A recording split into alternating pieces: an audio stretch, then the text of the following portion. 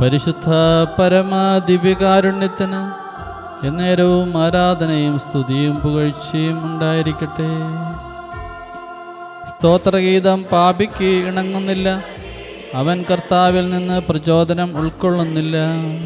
പ്രഭാഷകന്റെ പുസ്തകം 15-ാം അധ്യായം 9-ാം വാക്യം. ജ്ഞാനത്തിൻ്റെ ബഹിർസ്ഫുരണമാണ് സ്തോത്രഗീതം, കർത്താവാണ് അതിനെ പ്രചോദിപ്പിക്കുന്നത്. പ്രഭാഷകന്റെ പുസ്തകം 15-ാം അധ്യായം 10-ാം വാക്യം. നമ്മുടെ കർത്താവ് ഈശോ മിശിഹായുടെ കൃപയും പിതാവായ ദൈവത്തിൻ്റെ സ്നേഹവും പരിശുദ്ധാത്മാവിൻ്റെ സഹവാസവും കുർബാനയുടെ അമ്മയും ആദ്യസക്രാരിയുമായ പരിശുദ്ധ കന്യാമറിയത്തിൻ്റെ വിമല ഹൃദയം വഴി നമ്മിൽ നിറയട്ടെ. ആമീൻ. പരിശുദ്ധ പരമ ദിവ്യകാരുണ്യത്തിന് എന്നേരവും ആരാധനയും സ്തുതിയും പുകഴ്ചയും ഉണ്ടായിരിക്കട്ടെ. ആമീൻ.